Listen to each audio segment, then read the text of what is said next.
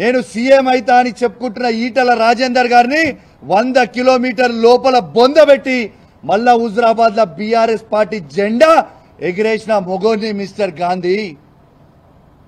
నీలాగా పూటకొక పార్టీ పూటకో నిమిషం మారే బ్రోకర్వి నువ్వు. ఎలా కంచెలేసి ఎలా మీరు నన్ను ఆపిర్రు పర్వాలేదు, యావత్ తెలంగాణ ప్రజలు మొత్తం కూడా చూస్తా ఉన్నారు. ఇలా మీరు బీఆర్ఎస్ పార్టీయా కాదా అనేది మొత్తం ప్రజలు చూస్తా ఉన్నారు. మీరు వాడే భాష షేర్లింగం పెళ్లి ప్రజలు మొత్తం కూడా చూస్తా ఉన్నారు. ఇంకోటి కూడా చెప్తున్నా మిస్టర్ గాంధీ గారు, నేను ప్యూర్ తెలంగాణ గడ్డ మీద పుట్టిన బిడ్డని. ఏడు నుంచో వచ్చి మా గడ్డ మీద కూర్చొని నువ్వు సవాల్ విసురితే చూసుకుంటా ఊకోనికే ఇక్కడ భయపడతామనుకున్నావా ఏంది బిడ్డ? ఇవాళ కేసీఆర్ గారి నాయకత్వంలో నిన్న నేను పొద్దున్నే కేటీఆర్ గారితో హరీష్ రావు గారితో ఫోన్ మాట్లాడి పర్మిషన్ తీసుకొని మరీ చెప్తా ఉన్నాను. రేపు పొద్దున 11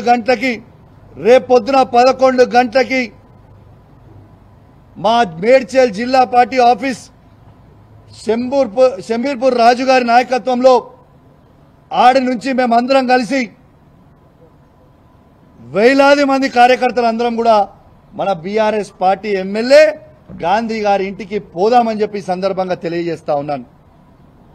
రేపు దయచేసి కోరుతా ఉన్నాను, బీఆర్ఎస్ పార్టీ ప్రతి కార్యకర్త, జీహెచ్ఎంసీలో ఉన్న ప్రతి కార్యకర్త, ఇలా ఉమ్మడి రంగారెడ్డి జిల్లాలో ఉన్న ప్రతి బీఆర్ఎస్ పార్టీ కార్యకర్త రేపు అందరం కలిసి 11 గంటలకి గాంధీ గారి ఇంట్లోకి ఖచ్చితంగా రేపు పోదాము.